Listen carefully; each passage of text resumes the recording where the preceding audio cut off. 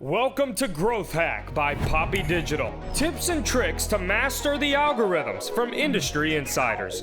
Now here's your host, Julian Espinoza. Welcome back to Growth Hack, where we break down marketing channels like Google, Facebook, Instagram, and show them how to make them work for you. Podcasting. You guys know I love this topic. If you're a podcaster or considering starting a podcast, lean in and get your notes ready. One of the most common questions I hear is, how do you get the big names on your show? Now, on this podcast, I've had the lucky opportunity to interview some key people in the marketing world, but let me tell you, it wasn't always the case. We dedicate this episode to how to get the big names and reveal a major new tool that is bridging this need. We bring on Travis Chappell. Travis is the founder and the CEO of Guestio, a new software that connects high-level guests with high-level content creators. Travis is also the host of Build Your Network, where he interviews big-name guests. Welcome, Travis. Hey, what's up, man? Thanks so much for having me. Let's get right into it. And this show is, in this particular episode, is for our podcasting fam, our listeners that love to help grow their shows and get it going. So one of the big questions I always get is, how do you get big names on your show? And you've done very well for yourself with your show. You've gotten some phenomenal names. I'm not going to drop them. People can look at your website. People can go to your podcast to see the big names, but they are big names. How do we get them on the show? That's a loaded question, man. The real answer, the answer that nobody wants, is that it takes a long time of consistent hard work over a long period. Obviously, unless you already have some sort of a pre-existing audience or influence somewhere else, like if you're a big time author, it's a lot easier to start off getting really great names and building an awesome audience or whatever. But if you're like me and you're starting from scratch and podcasting is kind of the thing that you're using to, get your foot in the door, then yeah, it's a lot of persistent reach out, follow up over a long period of time, starting with cold DMs to people that you don't know and getting rejected a lot, to getting told no, getting ignored a lot. But then you get the first yes, and then you get the second yes. And then the third yes is a little bit easier than the first two were. And then the sixth yes is easier than the first five were. And then the 12th yes is easier than the first 11 were. And it's kind of like, I tell people, it's kind of like pushing a snowball. Like you're trying to build a snowball by pushing it uphill for a really long period of time. And then once you crest to the other side of the hill and you push the snowball over the hill, it starts growing and picking up speed and momentum on its own, and you're just running to catch up to it. And that's kind of the way that I would liken, especially your guest lineup. It has a lot to do with the amount of credibility and authority that you have in the marketplace and the amount of trust that person has that you're not going to waste their time. And that was probably the biggest thing that I figured out pretty early on, was that most people didn't really care the number of downloads that I had. The metric that you need to solve for is, how do I get this person to understand that I'm not going to be another person that just tries to get some of their time and then waste it? Because busy people don't like when people waste their time. So one of the metrics that matters is your downloads. If you have a massive show with huge downloads, you can get almost anybody that you want, because it's not a waste of their time. By definition, it's not a waste of their time. It brings attention, it brings authority, it brings credibility, it brings traffic. They sell more stuff. Like it is a good use of their time to be on a show with a lot of downloads. But that's not the only thing that contributes to the equation of whether or not you're going to waste my time. There's also, how good are you at interviewing? How prepared are you for the interview? Did you research me a little bit? Do you know like what I'm about? And then also, how comfortable do I feel coming on your show? Are there other people that you've had on that I recognize, that I already trust? There's a plethora of things that go into it. So I started focusing in on that last one. Who are the other people on my show that this person already knows, likes, and trusts, that I've already had on, that I've built some sort of a pre-existing, at least some sort of a foundational relationship with, where I can kind of piggyback on that trust and credibility that I've earned in this person because of the other people that I've already connected with. And if you've connected with enough people that person knows, then they're looking at the opportunity going like, well, if it was good enough for so-and-so and so-and-so and so-and-so and so-and-so and so-and-so and all the way down the list, then it's probably good enough for me. And this person is probably not going to waste my time, or else they wouldn't have been able to get in touch with all these other people that they've already interviewed. Somebody along the way would have been like, no, don't do this. Or, this is not a good choice, and then you're not going to continue getting all the people on your show. So the real answer is it takes a lot of persistent work and effort over a long period of time to get in the really high quality people that you really want to interview. So I want to tap into something that you said, which is once you get one, it's easier to get the second, then it's easier to get the third. And while your show is young and it doesn't have the downloads, you can't pull on the lever. Like, I didn't probably email you. I don't remember what I said to you to get you on the show, or like what I sent you on like LinkedIn or wherever I messaged you at.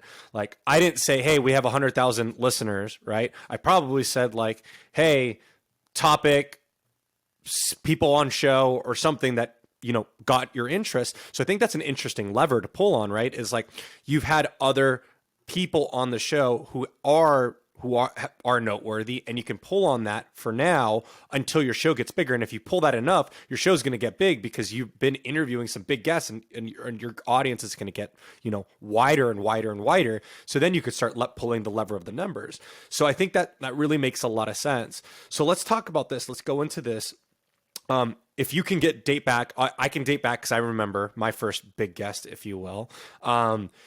Who was your first big guest? How did you get them? And like, what did that do for you? Well, my first big guest was Lee Dumas, and I got him, frankly, because I was just willing to pay for it. I didn't pay him directly to come on my show at the time, but I paid to go to a mastermind that he was putting on at his house in Puerto Rico with like 4 other people. And it was literally, it wasn't an ongoing thing. It wasn't recurring. It wasn't a long period of time. It was a 3-day mastermind in person at his house. There was like 5 of us down there. And after doing that, I felt comfortable enough being like, hey man, will you come on my show? And since I had paid the money to be at his house in Puerto Rico for the mastermind, he was like, yeah, I'll go on your show. And so that was the first big name. And I used that name to leverage into getting the next couple of big names like Patrick Bet-David and Ryan Stewman. And then from there, just kind of kept heading in that direction with, you know, the Grant Cardone and Ed Milet and Bradley and a few other people like that. Shortly after that, like within the first 7 to 8 months of having the show. I think you talked about something really interesting. Don't waste their time. Let's talk about that for a second. Let's get into that brain space. What does that look like when we're not wasting their time? Yeah, well, being prepared is the first thing to me. If you want bigger name people to kind of open up their network, or even if they're not going to make a direct introduction, at least be willing to give you a strong recommendation if somebody reaches out to them and asks them. It's about being different than all of the other, you know, shows that have had them on, all the other interviewers that ask them questions, trying to dig deep and find better things to talk about, deeper, more interesting things to talk about. I think that is directly correlated to that. But what my main point in bringing that up is that, like I said, I just think people solve for the wrong issue. People will in their mind prevent themselves from reaching out to people that they really want to interview because they think they're going to say no because they don't have a big enough audience. And it was, I remember, it was when I was first getting started and I wanted to interview Kevin Harrington. The first season Shark Tank guy. Yeah. Yeah. And he built the whole brand As Seen on TV. He's a $500 million brand and basically literally invented the infomercial. And I wanted to have a conversation with him on the show. I reached out to his team, and their first response was, reach back out to us when you have, I think it was like 1,000, maybe 2,000 downloads an episode or something. So like, it wasn't a crazy metric at the time though. I didn't realize how difficult it is to organically grow an audience to 1,000 downloads an episode. I was like, oh, no problem. I'll do that in 3 months, you know? And then when it didn't happen, I was like, okay, well, how do I get Kevin Harrington on the show? So I ended up connecting with this guy that was kind of a business partner of Kevin Harrington's, and he was putting on an event that Kevin was going to be speaking at. So I interviewed this guy on my show. We got to know each other pretty well. I added some value for him because I sold a few tickets to his event for him just to add value. And then I showed up to the event. He made a direct introduction to Kevin and then made an email introduction to Kevin's team afterwards. And guess what question they didn't ask me when I got that direct introduction? How many downloads do you have? because they didn't care. Like, he just wanted to know that I'm a quality person that isn't going to waste his time, that we're going to have a good conversation that people are going to be interested in, and it's going to provide good content for him and for our show. That's all he had to know. And so that introduction from somebody that he knew, liked, and trusted already, that he was in business with, was enough for him to be like, all right, sure, let's do it. And all of a sudden, like, that 1,000 or 2,000, whatever the threshold was, that was out the window. It didn't matter. I hadn't hit that yet, but I found the backdoor entrance, if that makes sense. Like, everybody goes and knocks on the front door, and when they don't open and it let you in, they just go to the next house. And like, sometimes it's kind of about like, well, if I really want this person on my show, if I really want to get in this house, then like, now it's time to put a ladder up to the second story window and like jimmy the lock open. You know what I'm saying? Like, there's another way to get in contact with this person. The front door is not the only way. Especially anybody that's super busy, there's a gatekeeper whose job it is to make sure that nobody makes it through the front door. And so you got to get better at making friends with gatekeepers, or you're going to have to like search for another way in the house, because there are ways in the house. You just have to be able to find it. So that's like the point I'd like to drive home with the wasting time thing, is like, that's the metric you need to solve for, not how many downloads do you have. Although that is a contributing factor to figuring out if they're going to waste your time, is not the only one. There's a lot of other ones that are going to allow you to be able to get the result that you want without having to go through the necessary steps that most people are thinking that they have to go through. So this kind of lends itself to this tool that you've built, because we talk about like, look, things are difficult, things are challenging. You're going to still deal with recording, editing. You still got to deal with all of these things, writing descriptions, launching episodes, cutting them together. You still got to deal with all that. And I think you've solved for something interesting with a tool that we've solved for what we talked about this on this episode. So talk to us about what you're doing at Guestio and give us a little bit of an insight on it. Yeah. So Guestio was basically a direct outgrowth of all of the data that we were getting in from people that we were coaching and teaching podcasting to in our business. We did podcast coaching, consulting, and courses, and had a membership and all that kind of stuff. And people kept asking about, well, how'd you get in touch with this person? How'd you interview that person? How did you get in front of this person? And like I said, the answer is a lot of persistent hard work over a long period of time.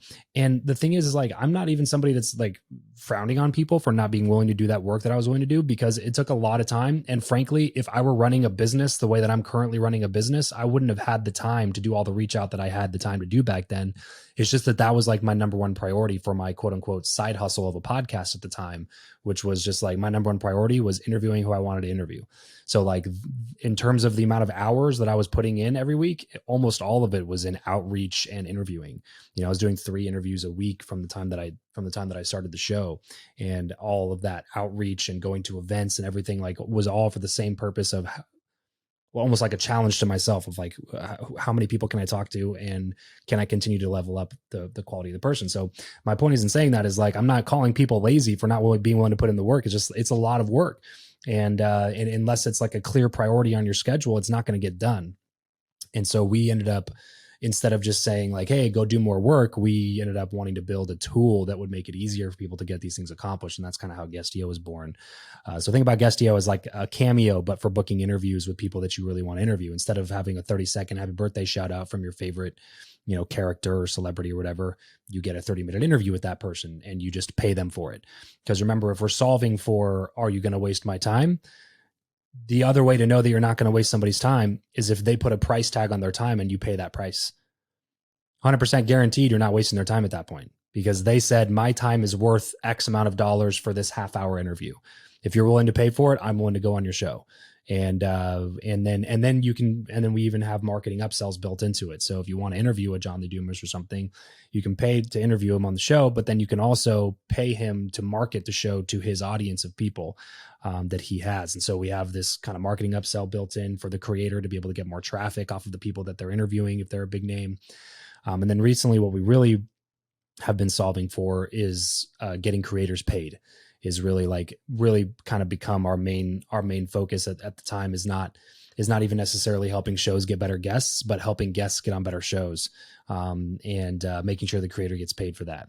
A lot of times, and you probably get a lot of these agencies reaching out to you. And look, I don't have a problem with agencies. I think that a lot of them are smart and they saw an opportunity. There was a need and they filled that need, which is like some podcasters need good guests. Some guests need to get on good podcasts. the guests are willing to pay for it. So we'll go get money from the guests, and then we'll go do the work and the heavy lifting of getting them in touch with the podcasters. We'll sell basically our relationships, but ultimately the thing that they're selling is the audience that the podcaster built. That's the ultimate asset that they're selling in that transaction. And so I kind of got to the point where I was like, well, don't the podcasters deserve to get paid a little bit of something if they're the ones that built the audience? You know what I mean? Like, you're the one doing all the hard work to go start from something from scratch and build it into something that's valuable enough where people actually hit the subscribe button, listen to an episode of the show. And like, you're the only one not getting paid in this transaction. You know, like the agency has a client, the client pays the agency money to get booked on your show. And then you interview that client, and that client, promotes their brand and their offer or their book or their course or their, company, and they make money from your audience buying stuff. And then the agency makes money from the client paying them to connect you to them. And then you're sitting there, the only one that actually built the asset, not getting paid any of the money.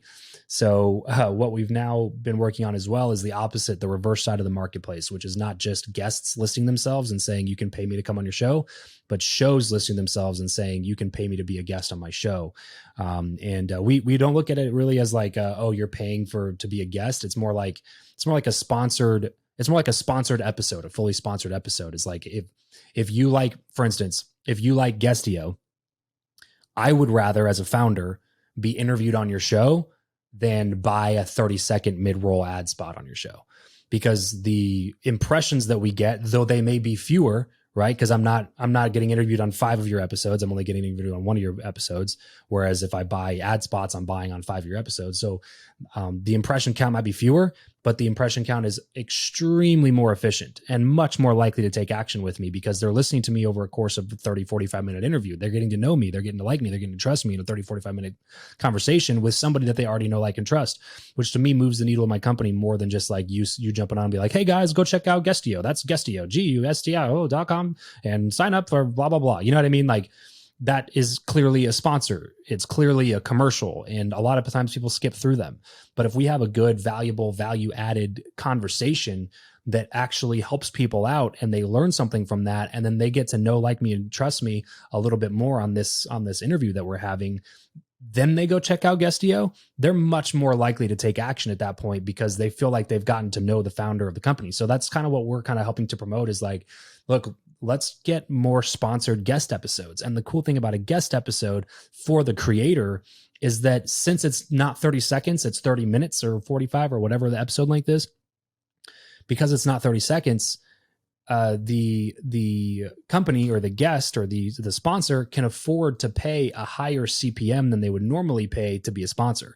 So we're seeing CPMs around $100 instead of $15, $20, $25 CPM, because they're getting a full 30-minute feature on the show rather than a 30-second ad spot on the show.